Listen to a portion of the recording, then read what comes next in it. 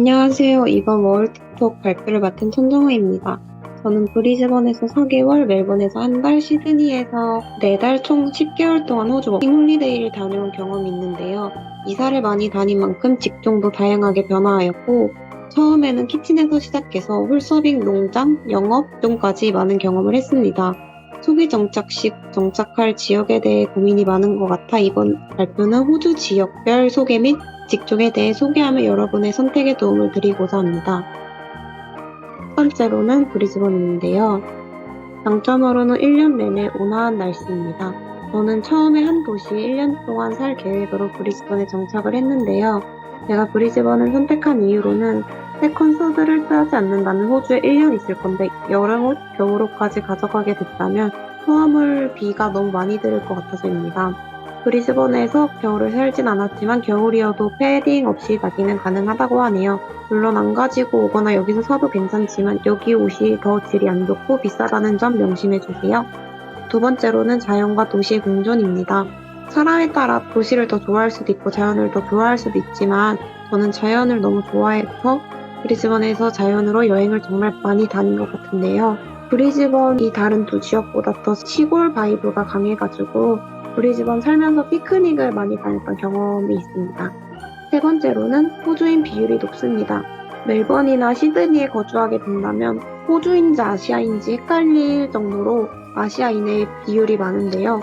제가 느끼기에는 시티 기준 호주인 비율이 가장 높은 곳은 브리즈번인 것 같아요. 23년도 당시 제가 살았을 때 시티 내 아시아인이 한국인이 많은 것 같은 느낌이더라고요. 다른 나라는 중국인이 더 많았는데 이 점은 참고해 주시고요. 네 번째로는 골드코스트와 가깝다는 점입니다. 골드코스트에는 유명 영화 제작사에서 만든 놀이공원도 있고 워터파크도 있어서 일을 안 하는 날 놀러 가기 좋습니다.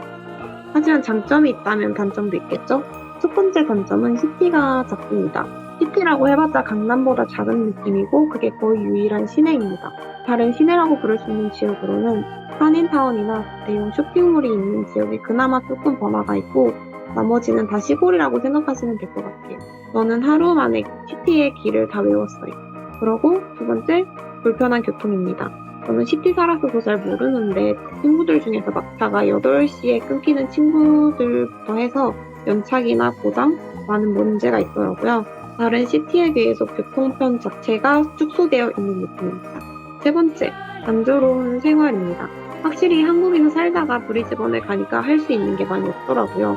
처음에는 호주의 자연을 느끼며 살다 보니까 재밌었는데 이후에는 지루함이 점점 커지고 이게 제가 결정적으로 브리즈번을 떠나게 된 이유입니다. 두 번째로는 멜버른을 소개하겠습니다. 멜버른의 첫 번째 장점, 시티는 트램이 무료입니다. 시티가 크다 보니까 걸어가기에 먼 경우가 있었는데 무료를 항상 사용했습니다. 하지만 10분 이상 백차여서 기다리는 것도 은근 오래 걸리고 시티 내 트램이다 보니까 빠르진 않아서 귀찮을 때 편하게 가는 용도로만 사용했습니다. 두 번째, 문화를 간직한 역사적 건물이 많습니다. 호주 내 유럽이라는 칭호를 갖고 있는 멜번은 전통을 간직한 예쁜 건물들이 시티 곳곳에 많습니다. 그냥 시티만 돌아다니기만 해도 볼거리가 너무 많고 버스킹하는 것들을 보면서 시간을 자주 보내곤 했습니다. 세 번째, 관광 명소가 많습니다. 멜버른의 주 목적이 관광이었을 만큼 많은 관광지를 다녔는데요. 그중 최고는 그레이트 오션 로드입니다. 그 밖에도 남극이 붙어 있어서 그런지 펭귄 투어도 있고 기관차 투어도 좋았습니다. 그리고 네 번째, 정원의 도시입니다. 호주에서 가장 많은 정원을 보유한 도시가 멜버른입니다. 저는 항상 박물관 앞에 있는 정원에서 피크닉을 하면서 보냈는데 리얼 보타닉 가든이나 다른 정원들도 정말 예쁘다고 하니 추천드립니다. 여기 사진에서 보이는 사진이 박물관 앞에 있는 정원에서 피크닉하면서 찍은 사진이에요. 단점으로는 변덕스러운 날씨 때문에 날씨 예측이 어렵습니다.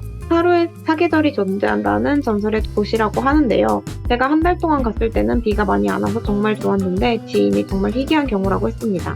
두 번째 단점은 국적 비율인데요. 제 체감상 시티 내 절반은 아시아인, 그중 80%는 중국인인 것 같은 기분이었습니다.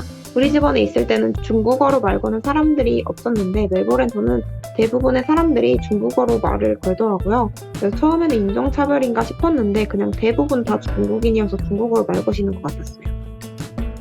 세 번째, 시드니입니다. 시드니는 시티가 크고 관광할 거리가 많습니다. 오페라하우스나 보타닉, 시티에서 갈 수 있는 관광지가 정말 많아요. 시티가 엄청 커서 볼 것도 많고 할 것도 많고 매일매일 시티에 나가도 새롭고 재밌었습니다. 그리고 교통이 편리합니다. 브리즈번에 살다가 여기 오니까 교통이 정말 신세계였는데요. 먼 지역도 빠른 시간 안에 도착하도록 교통편이 잘 발달되었습니다. 트레인이 안 다니는 밤에는 나이트버스가 시간마다 있어서 새벽에도 대중교통으로 집에 갈 수 있습니다. 세 번째로는 바다와 근접한데요.